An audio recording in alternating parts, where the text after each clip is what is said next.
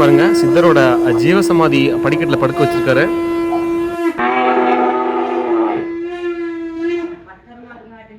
இந்த கோவில் பஞ்சபூத ஸ்தலங்கள் அத்தனையும் உள்ளடக்கிது. அங்க பாருங்க, உயிரோட தான் உள்ளக்கிறாரு. யாரு சொன்னாலும் நம்ப மாட்டேன். அவர் உயிரோட தாங்குது. அவர் ஓமகுண்டம் வளர்த்தி இவங்க தீவ சமாதி ஆன உடனே இந்த அரச மரத்தை சுற்றி வந்தீங்க அப்படின்னா திருமணம் ஆகாதவர்களுக்கு திருமணம் ஆகும்னு சொல்கிறாங்க. மிகவும் சக்தி வாய்ந்த சரபங்க முனிவரோட ஜீவசமாதியை பாருங்கள்.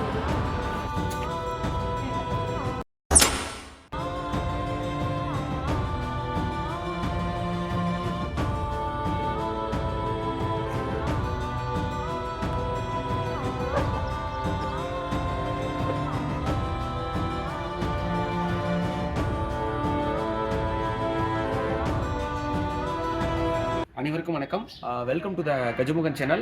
இன்றைக்கி நம்ம எங்கே வந்திருக்கோம் அப்படின்னு பார்த்தீங்கன்னா, ஒரு அற்புதமான ஒரு கோயிலுக்கு வந்திருக்கோம்.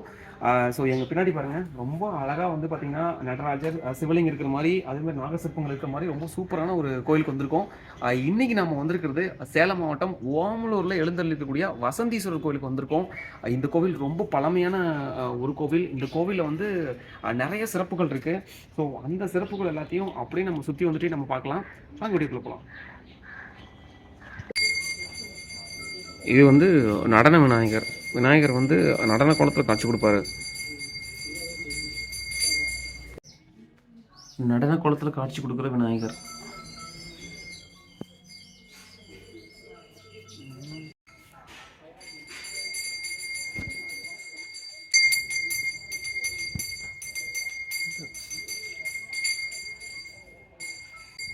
இது தட்சணாமூர்த்தி கோயில். பார்த்தீங்கன்னா கோயிலுக்கு மேற்கு பக்கம் இருக்கக்கூடிய நிருதி விநாயகர் கோயில் பாருங்கள். உள்ள விநாயகர் கம்பீரமாக காட்சி கொடுக்குறாரு. முன்னாடி வந்து மூசிக்கிட்டு இருக்காரு. அப்படியே கும்பிட்டு சுற்றி வரலாம்.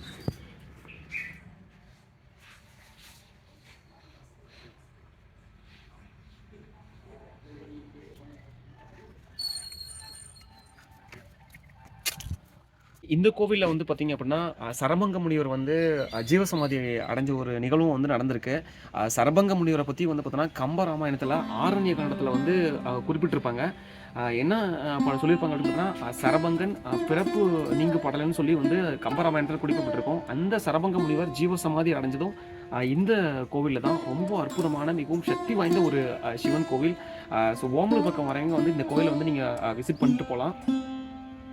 அடுத்து இந்த பக்கம் வந்து பார்த்தீங்கன்னா ஐயப்பன் கோவில் இருக்குது. முன்னாடி வந்து நாகரோட அந்த சிற்பங்கள்லாம் வைக்கப்பட்டிருக்கு. ஸோ திருமணம் ஆகாதவங்க வந்து பார்த்திங்கன்னா இந்த முன்னாடி இருக்கக்கூடிய இந்த அரச மரத்தில் இருக்கக்கூடிய இந்த நாக சிற்பங்களை வந்து 3 சுற்றி வந்து வேண்டிக்கிட்டாங்க அப்படின்னா திருமணம் நடைபெறும் அப்படின்னு சொல்கிறது அசைக்க முடியாத ஒரு உண்மையாக இருக்குது. நாமளும் அப்படியே போய் சுற்றிட்டு ஐயப்பனையும் நம்ம வந்து தரிசனம் பண்ணலாம். வாங்க.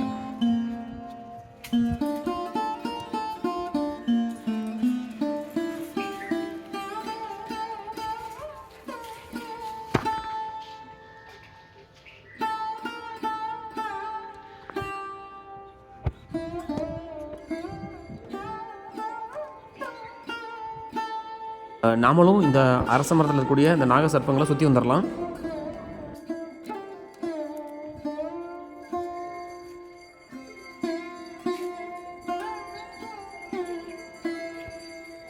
இந்த கோவில் வந்து கல்யாண சுப்பிரமணியர் கோவில். இங்கே வந்து முருகர் வள்ளி தெய்வானியோட அழகாக காட்சி கொடுக்குறாரு. அந்த காட்சி தான் இப்போ நீங்கள் பார்த்துட்ருக்கீங்க.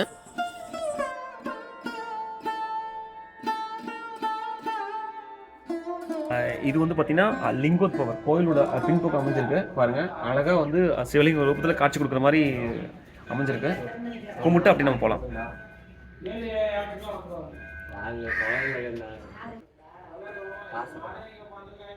சண்டிகேஸ்வரர் இருக்காரு. ஸோ தியான நிலைமையில் இருக்காரு சண்டிகேஸ்வரர். அப்படியே பின்பக்கம் பாருங்கள், இந்த பக்கம் பிரம்மதேவர் இருக்காரு. ஸோ இந்த பக்கம் பாருங்கள், இந்த பக்கம் துர்கை அம்மன், விஷ்ணு துர்கை இங்கே இருக்காங்க. தெரியுதுங்களா? விஷ்ணு துர்கை அம்மன் இங்கே இருக்காங்க. ஸோ இந்த கோவிலில் வந்து இவ்வளோ அற்புதங்கள் வந்து நிறைஞ்சிருக்கு. ஸோ நீங்கள் வந்து ஓமலூர் பக்கம் வரீங்கன்னா கட்டாயம் இந்த கோவில் நீங்கள் விசிட் பண்ணிட்டு போங்க. அங்கே பாருங்கள், இந்த மாதிரி ஒரு கோயில் நீங்கள் பார்த்துருக்கீங்களா? ஸோ இந்த ஒரு கோயிலுக்கு நீங்கள் வந்துட்டு போனீங்க அப்படின்னா இந்த பஞ்சபூத ஸ்தலங்களுக்கு போயிட்டு வந்தால் புண்ணியம் கிடைக்கும். ஸோ அந்த அளவுக்கு அற்புதமான ஒரு கோயில். அங்கே பாருங்கள், நிலத்துக்கு உரிய ஏகாம்பரேஸ்வரர் கோயில், ஜம்புகேஸ்வரர், நம்ம திருவானைக்காவல் ஜம்புகேஸ்வரர் கோயில், அதுக்கப்புறம் அருணாச்சலேஸ்வரர் கோயில், காலத்தீஸ்வரர் கோயில், சிதம்பரீஸ்வரர், காசி விசாலாட்சி, இந்த ஸ்தலங்களுக்கெல்லாம் போன புண்ணியம் வந்து பார்த்தீங்கன்னா இந்த ஒரு கோயிலே வந்து கிடைக்குது. ரொம்ப வந்து அற்புதமான ஒரு கோவில். வாங்க பக்கத்தில் போயிட்டு இதை பார்க்கலாம்.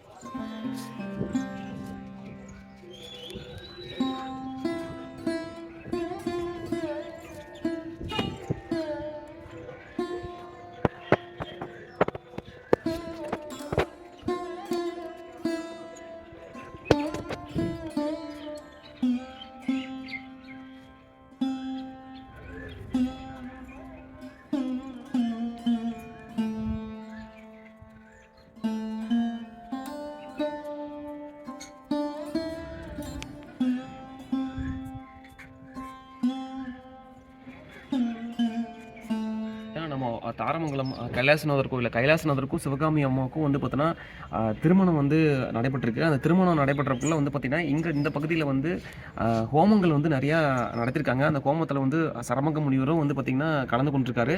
ஸோ அதனாலேயே ஹோமங்கள் நிறைய நடந்தனாலே இது ஒரு ஹோமலூர் அப்படின்னு பேர் வந்ததாக வந்து ஒரு விஷயத்தை சொல்லுவாங்க. நாளடைவில் வந்து மருவி ஓமலூர் ஆனது அப்படிங்கிற ஒரு விஷயத்தையும் சொல்கிறாங்க. அது மட்டும் இல்லாமல் சரபங்க முனிவர், அதாவது உங்களுக்கு தெரியும் இந்த கோவிலுக்கு பக்கத்துலேயே வந்து பார்த்திங்கன்னா மேற்கு சரபங்க நதி இருக்குது. அதுவும் இல்லாமல் அந்த பக்கம் கிழக்கு சரபங்க நதி இருக்குது. இந்த முனிவர் வந்து இங்கே தங்கியிருந்து இருந்ததுனாலே அந்த நதிக்கு பேர் சரபங்க நதின்னு சொல்லி பேர் வந்ததாகவும் ஒரு விஷயத்தை வந்து சொல்கிறாங்க. மேலும் பல விஷயத்தை நம்ம அந்த சைடில் போயிட்டு பார்க்கலாம் வாங்க. ஸோ சரபங்க முனிவர் வந்து பார்த்தீங்கன்னா விண்ணுலகம் கூட்டிகிட்டு போகிறதுக்காக வந்து பிரம்மதேவரோட ஆணைக்கிணங்க வந்து இந்திரன் வந்து வந்திருக்காரு. அப்போ வந்து சரபங்க முனிவர் என்ன சொல்லியிருக்காருன்னா, ராமபிரானோட தரிசனத்தை பார்க்காம நான் வந்து வரமாட்டேன்னு சொல்லியிருக்காரு. அதே சமயம் வந்து பார்த்திங்கன்னா ராமபிரான் வந்து அந்த இடத்துக்கு வந்திருக்காரு. ஸோ இந்திரன் வந்து ராமபிரானை வணங்கிட்டு அவர் விண்ணுலகம் சென்றுட்டாரு. அதுக்கப்புறம் ராமபிரானை வணங்கின நம்ம சரபங்க முனிவர் வந்து அவர் வணங்கிட்டு அவருடைய மனம் உருக அவர்கிட்ட வேண்டிட்டு அதுக்கப்புறம் வந்து பார்த்தோன்னா இங்கேயே வந்து புனித அக்னியில் வந்து பார்த்தோன்னா அவர் ஜீவசமாதி அடைஞ்சிட்டாரு. அதுக்கப்புறம் அவர் ராமனை வணங்குவாரே வந்து விண்ணுலகம் போயிட்டாரு. ஸோ இந்த விஷயம் வந்து எதில் குறிப்பிடப்பட்டிருக்கு அப்படின்னு பார்த்தீங்கன்னா நம்முடைய கம்ப ராமாயணத்தில் ஆரண்ய காண்டத்தில் வந்து சரபங்கர் பிறப்பு நீக்கு படலம் அப்படின்னு சொல்லி அமைஞ்சிருக்கு. அதில் நீங்கள் பார்த்தீங்கன்னா உங்களுக்கு நல்லா தெரிய வரும். சரபங்க முனிவர் வந்து ஜீவசமாதி அடைந்த இடம் அப்படிங்கிறது இந்த கோவில் தான். இங்கே தான் வந்து சரபங்க முனிவர் வந்து ஜீவசமாதி அடைஞ்சிருக்காரு. ஸோ அதனால் ராமாயணத்திற்கும் இந்த கோவிலுக்கும் வந்து பார்த்தீங்கன்னா மிகப்பெரிய தொடர்பு உண்டு. ஸோ ரொம்ப அற்புதமான ஒரு கோவில். அங்கே பாருங்கள் பஞ்சபூத ஸ்தலங்கள். ஸோ இந்த கோவில் வந்து யாரால் கட்டப்பட்டது அப்படிங்கிற விஷயத்தை நம்ம முன்னாடி போயிட்டு பார்க்கலாம். இங்கே வந்து முற்காலத்தில் வந்து கோட்டை இருந்திருக்கு. இந்த கோட்டை வந்து கெட்டி முதலி வம்சத்தில் வந்து வணங்காமுடி அவர்களால் வந்து இந்த கோட்டை வந்து கிபி 16ஆம் நூற்றாண்டில் வந்து கட்டப்பட்டதாக சொல்கிறாங்க. அந்த கோட்டைகள் வந்து பல்வேறு விதமான படையெடுப்புகளால் வந்து பார்த்தீங்கன்னா அதெல்லாம் அழிஞ்சிருச்சு அப்படிங்கிற விஷயத்த சொல்கிறாங்க. அதுக்கப்புறம் வந்து இந்த பகுதியில் வந்து இந்த சிவபெருமான் வந்து சுயம்பா வந்து தோன்றிருக்காரு. ஸோ பல்வேறு விதமான படையெடுப்புகளில் வந்து நிறைய பஞ்சங்கள் வந்து சுற்றி இருக்கக்கூடிய ஊரில் ஏற்பட்டதுனால இந்த கெட்டி முதலி வம்சத்தில் வந்த மங்கை நல்லாம் அப்படிங்கிறவர் வந்து என்ன பண்ணுறாங்கன்னா இங்கே சுயம்பா தோன்ற இந்த சிவனுக்கு வந்து கோவில் எழுப்பி வழிபாடு செஞ்சுருக்காரு. அதுக்கப்புறம் இந்த பகுதியில் வந்து எல்லாமே செழிப்புற்று வசந்தமாக வந்து மாறி இருக்கு. அதனாலே இந்த கோவிலோட பேர் வந்து பார்த்திங்க அப்படின்னா வசந்தீஸ்வரர் அப்படின்னு சொல்லிட்டு பேர் வந்ததாகவே ஒரு விஷயத்த சொல்கிறாங்க. அதுக்கப்புறம் வந்து 1623 வந்து பார்த்திங்க அப்படின்னா, அதாவது விஜயநகர பேரரசு வீழ்ச்சிக்கு அப்புறமா வந்து இங்கே அதாவது திருமலை நாயக்கர்னு சொல்லக்கூடிய அவரோட ஆட்சி கீழே வந்து அந்த கெட்டி முதலி வம்சத்தினர் வந்து இந்த ஓமலோட பாளையக்காரர்களாக இருந்திருக்காங்க. அந்த காலகட்டத்தில் தான் வந்து பார்த்தீங்கன்னா இந்த கோட்டை இந்த கோவில்லாம் வந்து எழுப்பப்பட்டதாகவும் ஒரு விஷயத்த சொல்கிறாங்க. அதுக்கப்புறம் 1641 1768 வரலும் வந்து நிறைய போர்களில் வந்து சந்திச்சு அதுக்கப்புறம் தான் வந்து நிறைய சேதம் அடைஞ்சிருக்கு. இந்த கோட்டையில் வந்து எஞ்சிருக்கிறது வந்து பார்த்திங்கன்னா இங்கே இருக்கக்கூடிய இந்த வசந்தீஸ்வரர் கோவில், அதுக்கப்புறம் வந்து மேலே இருக்கக்கூடிய விஜயராக பெருமாள் கோவில், அதையும் நம்ம பார்க்கலாம். இடத்துல காலபைரவரோட கோவில் இருக்குது. அது மட்டும் இல்லாமல் நம்மளுடைய சரபங்க முனிவர் அவர் வந்து அதாவது இந்த கோவில் பல வருடங்களுக்கு முன்னாடின்னு சொன்னால் அது நல்லா இருக்காது. பல யுகங்களை கடந்து நிற்கக்கூடிய ஒரு கோவில்னு சொன்னால் அது சரியாக இருக்கும்.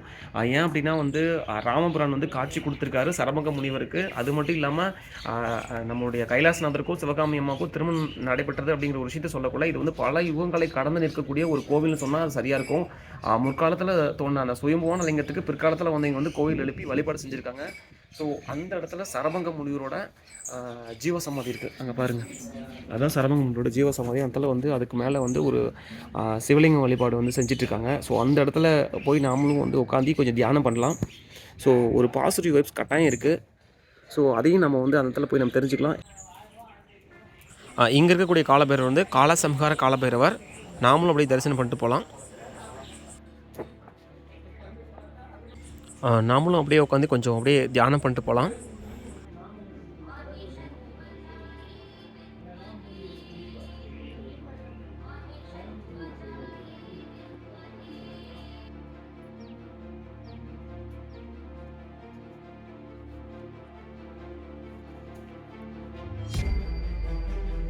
நிறைய கோவிலில் வந்து நவகிரகங்கள் வந்து பார்த்துருப்பீங்க. ஆனால் இந்த கோவிலில் வந்து நவகிரகங்கள் வந்து பார்த்தோன்னா தங்களுடைய தேவியரோட காட்சி கொடுக்குறாங்க. அதுவே வந்து இந்த கோவிலில் ஒரு சிறப்புனை நம்ம சொல்லலாம். இப்படி ஒரு அழகான காட்சியை வந்து நீங்கள் எங்கேயாவது பார்த்துருக்கீங்களா? நடுவில் பாருங்கள், சூரிய பகவான் வந்து 7 குதிரைகள் பூட்டிய அந்த ரதத்தில் வந்து அங்கே முன்னாடி வந்து தேவியர், அதாவது தன்னுடைய சந்தியா அதுக்கப்புறம் சாயாதேவி கூட வந்து அழகாக வந்து காட்சி கொடுக்குறாங்க. வேறு எனக்கு தெரிஞ்சு இந்த கோயிலில் வந்து நான் பார்த்துருக்கேன். ஏன்னா தங்களுடைய குடும்பத்தோடு வந்து நவகிரகங்கள் வந்து காட்சி கொடுக்குறது இந்த கோவிலில் நிறைய கோவிலில் இருக்கலாம். பட் ஆனால் இந்த கோவிலில் வந்து இங்கே நான் இப்போ தான் ஃபஸ்ட்டு பார்க்குறேன்.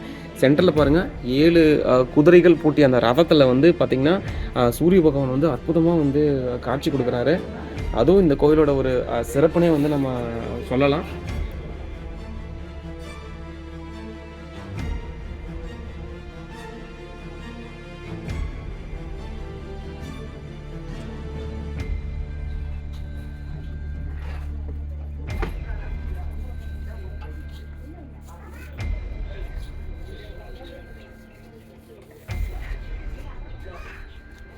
தம்பதிகளுக்குள்ளே ஏற்படக்கூடிய அந்த பிரச்சனைகள் தீர, குடும்ப ஒற்றுமைக்காகவும் வந்து பல்வேறு விதமான எந்த ஒரு பிரச்சனையாக இருந்தாலும் இந்த கோவிலுக்கு வந்துட்டு போனீங்க அப்படின்னா உங்களுடைய பிரச்சனைகள்லாம் தீர்ந்து எல்லாமே வந்து உங்கள் வாழ்வில் வந்து வசந்தம் பிறக்கும் அப்படிங்கிறது ஒரு அசைக்க முடியாத ஒரு உண்மையாக இருக்குது. ஸோ நீங்களும் வாய்ப்பு கிடைச்சா சேலம் பக்கம் வரீங்கன்னா ஓமலூரில் இருக்கக்கூடிய இந்த வசதீஸ்வரர் கோவிலுக்கு வந்துட்டு போங்க. பாருங்கள், இந்த செவத்தில் சரபங்க முனிவரோட அந்த சிற்பம் வரையப்பட்டிருக்கு. அப்படியே சுற்றி வந்தீங்க அப்படின்னா இந்த பக்கம் சிவசந்திரன் இருக்குது. இது கோயிலுக்கு இடது பக்கம் சிவசந்திரனும், கோயிலுக்கு வலது பக்கம் வந்து பார்த்திங்கன்னா சிவசூரியரும் அமைஞ்சிருக்காங்க. அப்படியே நம்ம கும்பிட்டு போகலாம்.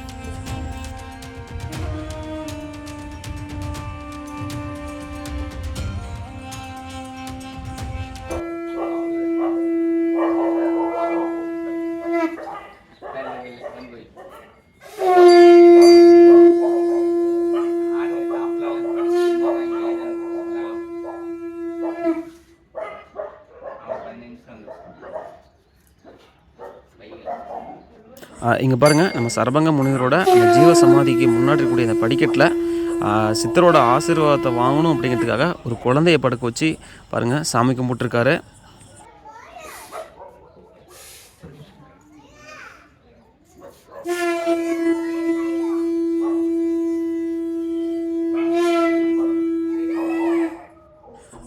இவர் தான் வந்து சுயம்புவாய் தோன்றிய வசந்தீஸ்வரர். இந்த பக்கம் அம்பாள் இருக்காங்க, இந்த பக்கம் வசந்தீஸ்வரர் இருக்கார்.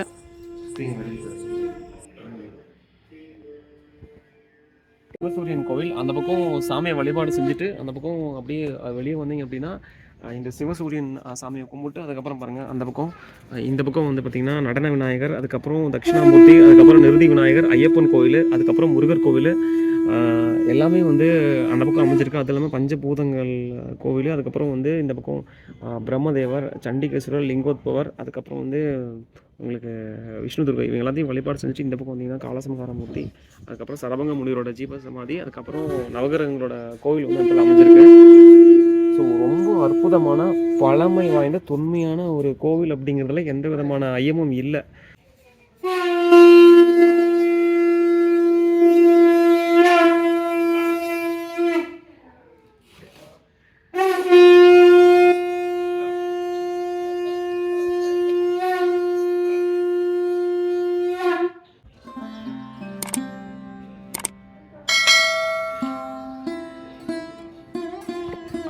இந்த கோவிலோட தலை விருட்சமாக வந்து பார்த்தீங்கன்னா வன்னி மரம் அமைஞ்சிருக்கு. அதே மாதிரி தீர்த்தமாக வந்து பக்கத்தில் ஒரு சரபங்க நதி இருக்குது. ஸோ இந்த தேனி, அதாவது ஏற்காட்டிலேருந்து வரக்கூடிய அந்த ஆறு வந்து பார்த்திங்கன்னா மேற்கு சரபங்கா, கிழக்கு சரபங்கான்னு வருது. இது வந்து பார்த்திங்கன்னா இந்த முன்னாடி போகிறது வந்து கிழக்கு சரபங்கா, இது வந்து மேற்கு சரபங்கா. ஸோ இந்த சரபங்க முனிவர் வந்து இங்கே தங்கியிருந்தார் அப்படிங்கிறதுக்கு இந்த நதியே ஒரு சான்று. ஏன்னா அந்த இந்த நதி அவர் வந்து தங்கியிருந்தனால தான் அந்த நதிக்கே வந்து சரபங்க நதின்னு சொல்லி பேர் வந்ததுக்கு. அதே மாதிரி இங்கே ஹோமங்கள் நிறையா வந்து செஞ்சதுனாலே ஹோமலூர் அப்படின்னு சொல்லிட்டு பேர் இருந்ததாகவும் ஒரு விஷயத்த சொல்கிறாங்க. அது வந்து சரபங்க முனிவரோட ஜீவசமாதி. ஒரு பாசிட்டிவ் வைப்ஸ் கட்டாயம் கிடைக்கிது. ஒரு அமைதியான சூழ்நிலையில் ஒரு அற்புதமான ஒரு கோவிலாக வந்து இந்த வசந்தீஸ்வரர் கோவில் அமைஞ்சிருக்கு. ஸோ இந்த கோவிலுக்கு நீங்கள் வந்தீங்க அப்படின்னா உங்கள் வாழ்க்கையில் வந்து ஒரு வசந்தம் வீசும் அப்படிங்கிறது வந்து அசைக்க முடியாத ஒரு உண்மை. ஸோ நிறைய திருமணங்கள் நிறைய அதே மாதிரி வந்து பார்த்திங்க அப்படின்னா வளைகாப்பு ஃபங்க்ஷன் ஆகட்டும், மற்ற விசேஷங்கள் அனைத்துமே வந்து நடக்குது. கல்யாணம் ஆகாதவங்க கூட வந்து இங்கே இருக்கக்கூடிய அந்த நாகரை வந்து சுற்றி வந்து வேண்டிக்கைக்குள்ளே வந்து திருமணம் ஆகுது அப்படிங்கிறது அசைக்க முடியாத ஒரு உண்மையாக இருக்குது.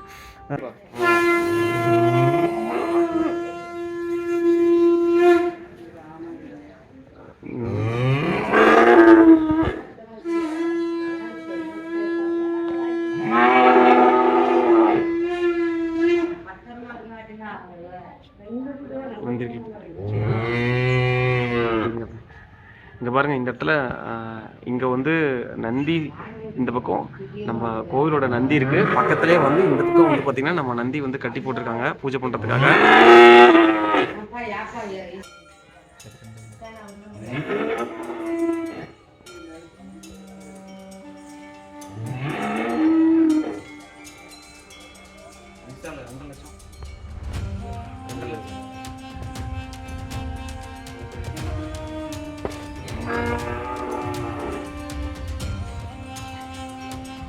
கோவிலோட சிறப்புகளை வந்து ஆயாட்ட கேட்டு தெரிஞ்சுக்கலாம். வணக்கம் ஐயா. வணக்கம். சொல்லுங்க ஐயா, உங்களுக்கு இந்த கோயிலை பற்றி யார் தெரியுங்க ஐயா? இந்த கோயிலை பற்றிக்கன்னா அந்த காலத்தில் அவர் இருந்தது பகவான் இருந்துச்சா, பகவான் இருந்ததும் ராமர்கிட்ட இவர் அங்கிருந்து வந்தார். அவர் முனிவர் அங்கிருந்து வந்தார். வந்ததும் இப்படி தான் நான் ராமர்கிட்ட போய் நான் என் உயிர் பிச்சை கேட்குறேன்னு ராமர் சேதிக்கிட்ட போய் அங்கே கேட்டார். அவர் போய் அங்கே கேட்டார். அங்கே கேட்டுட்டு வரும்போது அவருக்கு உயிர் பிச்சை இங்கே தான் கொடுத்துட்டார். ராமர் அங்கே தான் கொடுத்தாரு. கொடுத்துட்டு வட்டிச்சாமே அவர் இங்கே வந்து ஓமகுண்டம் வளர்த்தும் போது அவர் ஓமலூருன்னு வச்சுட்டு அவர் உயிரோடு இறங்கிட்டார் இந்த இடத்துல. அவர் உயிரோடு தான் உள்ளக்கிறாரு. வச்சு யாரு சொன்னாலும் நம்ப மாட்டேன். அவர் உயிரோடு தாங்குது. அவர் ஓமகுண்டம் வளர்த்தி இவங்க தீவ சமாதி ஆன உடனே ஓமலூர் பேர் வந்துருச்சு. ஓமகுண்டத்தில் அவர் இருக்கிறாரு சாமி. சட்டி உள்ள கடவுள். 5 ரோட்டில் ஒரு சாமி கீழே உளுந்து ஆச்சுண்டாயே இந்த காலை 2ஆ புட்டுக்குச்சு. சரிங்க. 50 ரூபாய்க்கு 90 வாங்கி சர்வகா கிட்ட வச்சாரு.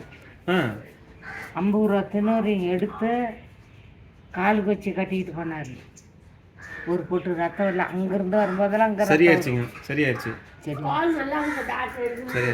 காலு அருமையாக ஆயிடுச்சு. அவர்கிட்ட மட்டும் திருடக்கூடாது, தப்பு பண்ணக்கூடாது. திங்கிற பண்டம் எதாக இருந்தாலும் எடுத்துன்னா அவர் ஏற்றுக்குவார். எதுவுமே எடுக்கக்கூடாது. நான் 21 வருஷமாக அங்கே தாங்கிறேன். 21 வருஷமாங்களா? 21 வருஷமாக அங்கே கரைஞ்சாமல் சம்பளமெல்லாம் கிடையாது. எனக்கு காடு ஓடுல. கண்ணு வெளிச்சமா கொஞ்சம் மத்த ஆகிடுச்சு. கண்ணு வெளிச்சம் இருக்கும்போது படக்குனி சிவம் கொண்டு போயிட்டானா. நீங்கள் இவ்வளோ நல்லது பண்ணுறீங்க. அவருக்கு தெரியும் யாராருக்கு வந்து என்ன கொடுக்கணும் அப்படின்னு அவருக்கு நல்லாவே தெரியும். அவர் இது வந்து உங்களுக்கு ஒரு புண்ணியம். இந்த கோயிலே இருந்து நீங்கள் வந்து இவ்வளோ பண்ணிட்டுருக்கீங்களா, இதெல்லாம் நீங்களும் வந்து உதவிச்சுப்புறா. அப்படிலாம் யாருமே அப்படி வரமாட்டாங்க. நான் ஒண்டி தான் கூட்டுவோம். சாப்பாடு கிடையாது. இதே தண்ணி குடிச்சுப்புட்டு 12-1 மணி ஆயிரும். நான் ஒண்டி அதெல்லாம் கூட்டி அள்ளி கொட்டிக்கிட்டு வீட்டுக்கு போகிறதுக்குள்ள இவர் தண்ணியை குடிச்சுக்கிட்டு போவேன். அப்புறம் இவங்க எல்லாம் விளையாடுவாங்க. அப்படி உங்களாட்ட வந்தீங்க இங்கே வந்து ஈஸ்வரம் விளையாண்டுச்சு. இப்படி விளையாண்டுக்கிட்டு இருந்துச்சு சாமி. அப்படி சேர வேண்டிக்கிட்டு போறீங்களா நைட்டு. அப்போ அவ்வளோ உயரத்தில் வருவார். சிலுக்குங்க ஆயா, நீங்கள் சொல்கிறத கேட்கல எனக்கு உடம்பு போய் சிலுக்குது. இந்த கோயிலில் இருக்கக்கூடிய சிறப்புகளை வந்து நம்ம ஆயா கிட்ட கேட்டு தெரிஞ்சுக்கிட்டோம். இப்போ நம்ம வந்து கிளம்பலாம். இந்த கோயிலுக்கு வந்து இந்த சிவனோட அருளை நீங்கள் பெறணும்னு சொல்லி நான் வேண்டி கேட்டுக்கொள்கிறேன். மீண்டும் அடுத்த ஒரு வீடியோவுடன் உங்களை சந்திக்கும் வரை உங்களிடமிருந்து விடைபெறுவது உங்கள் கஜமுகன். நன்றி, வணக்கம்.